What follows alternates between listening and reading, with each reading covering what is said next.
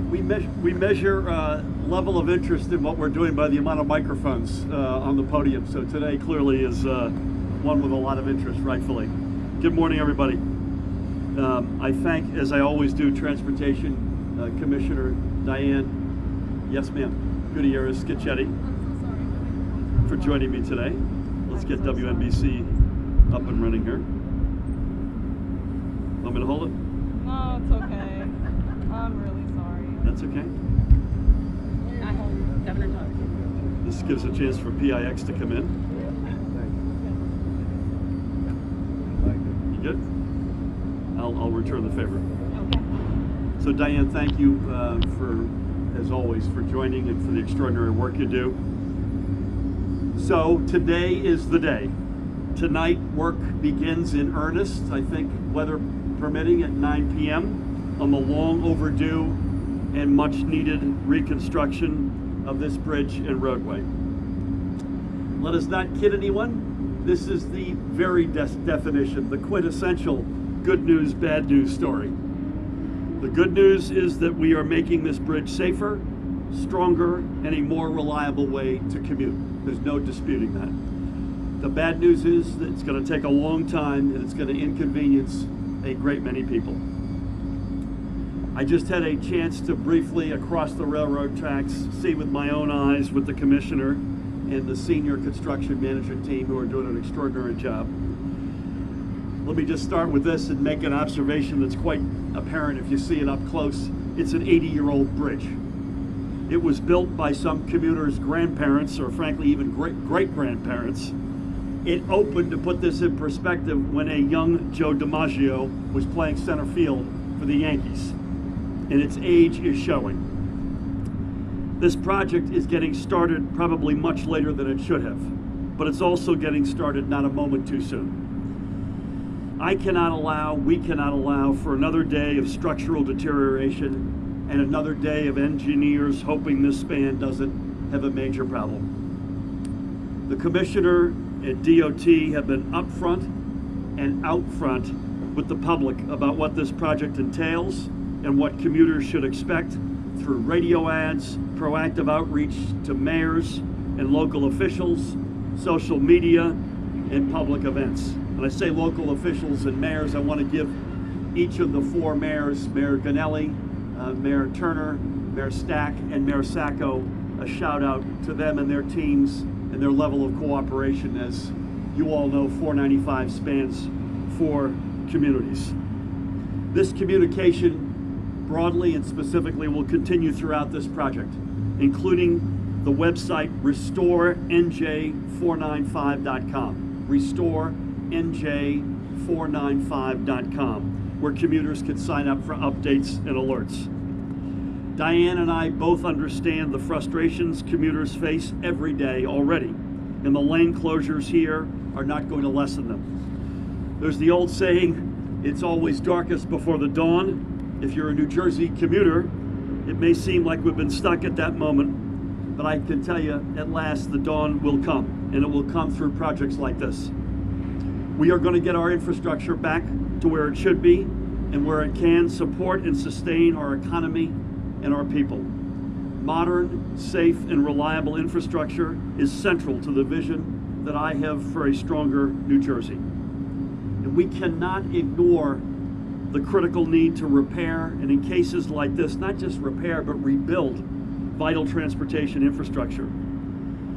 This bridge was not unsafe to drive on, but at a certain point you're playing with time. But it is in desperate need of repair. It's been a decade since the disastrous collapse of the I-35 bridge in Minneapolis. Look at the tragedy in Genoa, Italy, just this week. If we haven't learned anything from these experiences, or I should say, if we haven't learned anything from these experiences, if we haven't learned that we need to invest in our infrastructure, then shame on us. Traffic along this stretch has never been easy. For the next 2.5 years, it's going to be worse. There's no doubt about that. Anyone looking for a quick shortcut is going to be left disappointed. I'll reiterate what the Commissioner urged a couple of days ago. Let's all take a deep breath and we'll get through this together. The simple fact is we're dealing with a transportation infrastructure network that has been neglected for too long. Long-known problems, fiscal and otherwise, were patched over with a series of temporary fixes. We now have long-term solutions in place. The Transportation Trust Fund at last has sustainable and reliable funding in place so we can undertake these necessary projects. So I join the commissioner and I ask everyone to take a deep breath when traveling through this area. If we work together, we can lessen our commuting headache and we'll get through the next 30 months. We will do our part. We will make sure construction moves swiftly and safely. We have an extraordinary team on this. We will communicate problems and workarounds. We will coordinate with local governments, as I mentioned, and public safety agencies.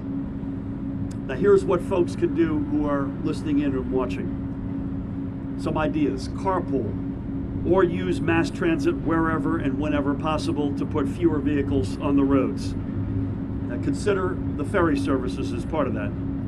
The XBL exclusive bus lanes will be maintained throughout this project. If you live in Hudson County specifically, the Hudson-Bergen light rail may be an additional option. If you are going to drive, please be sure to pay attention to changes in traffic patterns, and there will be changes depending on the nature and the moment in time of the project. Also consider, obvious point, but consider using alternatives to the Lincoln Tunnel, including the Holland, George Washington Bridge, or coming through Staten Island via the Guffels. And please follow directions of local police. And I referred to this earlier, the website. Please sign up so that you can get automatic alerts and updates. Again, it's restorenj495.com. restorenj495.com. Diane and I and our entire administration are committed to getting New Jersey right and to fixing our state for the long term. This means restoring our infrastructure to where we know it will meet the needs of residents, commuters, visitors, and everybody else who relies upon getting across and through New Jersey for their jobs and daily lives. With that, I'd like to ask our Commissioner, the Department of Transportation, Diane Gutierrez-Scocchetti, to say a few words, and I will return the favor and hold the microphone for her. Thank you, Governor. Thank you all for coming out again today. Are you trying to say I'm short? No, I'm trying to say these are too high. Thanks, Brian. Oh, Jesus.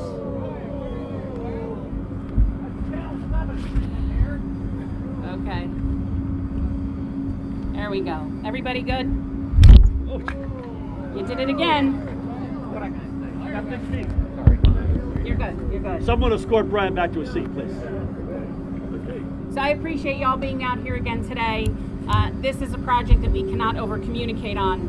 And so I appreciate the fact that you're taking time out of your other schedules to be here. Taking a look at the bridge and the condition it's in now speaks volumes. Again, as we've said, the bridge is safe, but there's no time to waste. There's no tomorrow on this project. And I know a lot of you have asked about that, but this project is going to go starting tonight. And we have an extraordinary group of individuals behind the scenes at New Jersey Transit, DOT, New Jersey Turnpike, and our partner unions that are helping us to try to make this as smooth as possible. And I'll give you a quick example. We have the bus lanes at 16E. Everybody knows that we've got exclusive bus lanes at 16E. We've relocated those to line up better so that the drivers have a better shot of getting safely into the construction area. That wasn't something we thought of. Those were our partners at ATU that thought of that and brought it up through the leadership to Mike Kilcoyne and his team. And with the Turnpike, we were able to make that change. 60,000 commuters use the exclusive bus lane every day. That is why it's remaining open. We have to make sure that we allow our commuters to have as normal a trip as possible. Having said that, and I'll say it again, and the governor just went through it, if you can find an alternate means to get into the city, please do. You know, I make a joke all the time. I said, if you need to get into the city, could it wait 2.5 years? No. But at the end of the day, if you choose to use this route, then you've made a choice to, at some point in time, probably sit in some congestion. Please be patient. The other most important thing is work zone safety. You're going to have people working out there every day. Put phones down, no distractions, drive through the construction zone as safe as possible. We have to preserve, you know, the lives of the people who do this kind of work every day for us. You've gotten a lot of words on the alternate routes. They're available on our website. You can go there and take a look at them. Hudson Bergen Light Rail to the path to New York Waterway, all great options. Please keep them in mind. We have, as you know, a team in place right here behind me in this Emergency Operations Center that's going to be monitoring traffic every day. We will make changes as changes are necessitated, working very closely with the 4 cities most affected. New Jersey State Police, the DOT Traffic Incident Management Group have worked very closely with them to make certain that we're all in sync on what's happening. So all I can ask and all I can say is please continue to get this message out for us. It benefits everyone. If you want to know where your 23 cents a gallon is going, just look behind us. It's working for you every day, not only here but throughout the state. If you all have been on the road, you'll see the amount of repaving being done and the work being finished. So that's my message. Same message as we had on Tuesday. Just please be mindful that this is a critical project to the most congested area in the state of New Jersey. It's going to be real hot out there today. We also shout out to all of our workers to make sure they remain cool, drink plenty of fluids, because we're going to keep working so long as it's not raining. Well said. Two quick things before we take a couple of questions. Diane mentioned the Amalgamated Transit Union. Its leader, Ray Greaves, is with us. Ray, I want to give you a shout out. And like so much in this state, we rise and fall on the backs and arm in arm with our brothers and sisters in organized labor. And Ray and his folks have been extraordinarily important. Secondly, I've got a meeting in New York after this. I'm going to take you up on one of your alternatives. I'm going to go back. I was on the train this morning. I'm going to go back to Secaucus and get on NJ Transit and take it into the city. As much of relief we can bring to what's behind us, the better. Let's take a few questions. Is that all right? Sure. Please. Brian. Lastly, under the previous administration, the Pulaski Skyway renovation was advertised as a project. It took 4 years and maybe 4 months, 3-4 months. What's to say we're not going to run into the same problem here, and instead of 2.5 years, it becomes 4.5 years?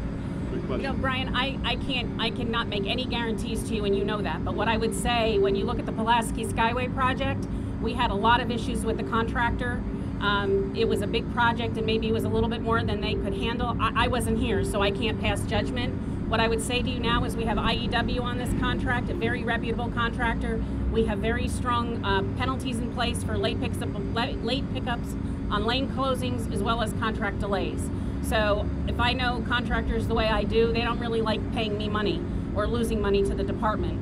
So they're going to be laser focused, and they know the critical nature of this project. And I think their New Jersey experience, where they're working, the penalties involved is the incentive they need to make sure they come in on time. And we will be riding herd on that. Well, most of our discussion on the other side of the tracks was about timing.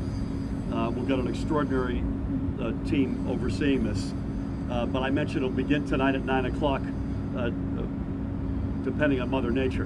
And so we all also have to understand that this project, even if on time, will span 2 winters. Never mind the crazy weather that we've been seeing of late. Please.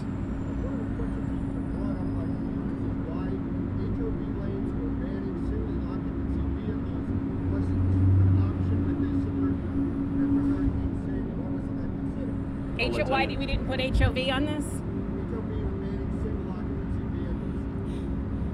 You know, Larry, you know better than I do. This is not an HOV-friendly area, right? We don't have the capacity to take lanes up for HOV. HOV's not been the most popular tool in New Jersey. I believe most of the HOV lanes have disappeared over time because, unfortunately, we're a single-occupancy vehicle state. So we've used HOV. They've not been that successful. They're successful other places. You've got 12 miles of 3+ out by the Verrazano, and that works. This isn't a place for us to try that. Also, with the fact that we're going to be shifting the lane closings, I don't know how well that would work. We will certainly look at anything, and if we think that solves a problem, we can always implement it. But we've never been one, as far as in my history, to ban single occupancy vehicles from a roadway. Anyone else, please? Please.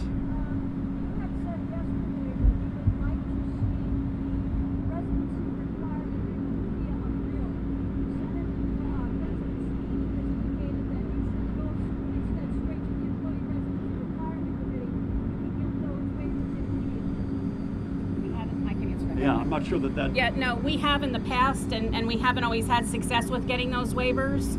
So what this would do is, instead of asking us to go through this every time we have an out-of-state candidate, the legislation just allows it to happen automatically. So I mean, that process is a little bit of a death by a thousand cuts. Well, this would solve it instantly. It's keeping a very bureaucratic process in place, and we still lose time. So having it just be able to be implemented without having to continue to go to the committee just makes it happen faster. There was a lady back here who had a question. Are there more questions on the bridge?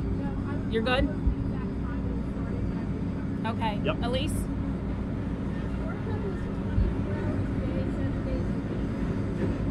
I don't believe, I'm looking at Eric, I don't believe it's 7 days a week. I don't think they're working on weekends, correct? The schedule's going to vary, Elise. They could be out here 24 hours a day. It'll depend on the phase and the work they're doing. You will not see a lot of work because, as you know, where the nice gentleman is standing right now, their work is on the underbelly of the bridge, so you may not see them working. That doesn't mean they're not working. They're just not in your view. There are times in the overnight there'll be double lane closings, but that's not going to happen during the day.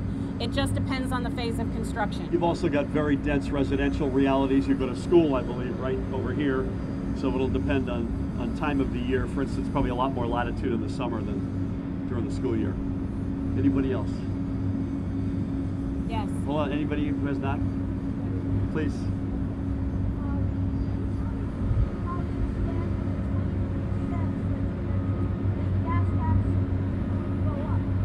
That's a decision that the treasurer, based on the Transportation Trust Fund reality, that's their call. They're doing an analysis of it as we speak. My guess is that's a decision that we're going to see sometime in the next number of weeks.